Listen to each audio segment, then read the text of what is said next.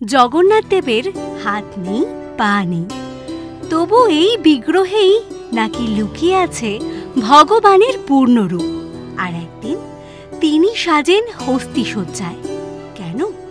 স্নান যাত্রার এই অলৌকিক কাহিনী জানলে গায়ে কাঁটা দেবে।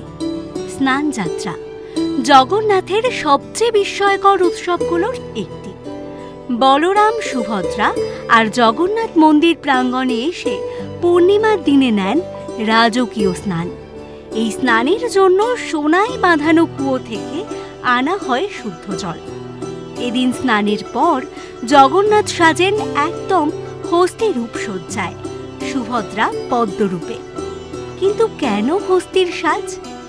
আসলে আজকের দিনটি জগন্নাথের সেই দারু মূর্তি রূপে মর্তে আবির্ভাবের দিন, জন্মদিন। তাই আজকের স্নানটি হল বিশেষ স্নান। তাকেই মহিমান্বিত করে বলা হচ্ছে স্নান যাত্রা। রাজা ইন্দ্রদম্নের ইষ্টদেব ছিলেন বিষ্ণু। স্বপ্নে এসে ঈশ্বর জানান কাঠের মূর্তিতে রূপ নিতে চান। কাঠ আসে, কিন্তু শিল্পী মেলে না। শেষে স্বর্গ থেকে ছুতোর রূপে নামেন বিশ্বকর্মা। শর্ত দেন দরজা খুললে কাজ বন্ধ। তবু কৌতূহলে দরজা খোলেন রাজা, আর সেই সঙ্গে অদৃশ্য হন বিশ্বকর্মা। রয়ে যায় ৩ অসম্পূর্ণ মূর্তি, জগন্নাথ, বলরাম, সুভদ্রা। হাত নেই, পা নেই, তবু সেই মূর্তির চোখে মোহ। যেন ব্রহ্মাণ্ডের গভীরতাও হার মেনে যায় সেই চাহনিতে। রাজারানী বুঝলেন এ তো ঈশ্বরেরই লীলা। অসম্পূর্ণ রূপেই ধরা দিয়েছেন পূর্ণতায়। স্নান যাত্রার দিনে গুজরাট থেকে আসেন এক সাধক, গণপতি ভট্ট। শুনেছিলেন পুরীতে বিষ্ণু হস্তি মুখে আবির্ভূত হয়েছেন, কিন্তু জগন্নাথকে দেখে তার মনের আশা পূর্ণ হয় না। হতাশ হয়ে ফিরে যান। ভক্তের মনের আশা অপূর্ণ দেখে স্বপ্নে আদেশ দেন জগন্নাথ।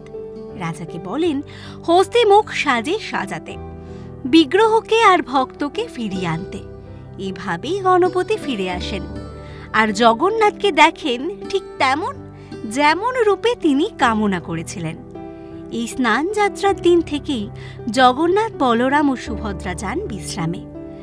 এক পক্ষকাল অপেক্ষা, এরপরই শুরু হবে সেই মহোৎসব, রথযাত্রা।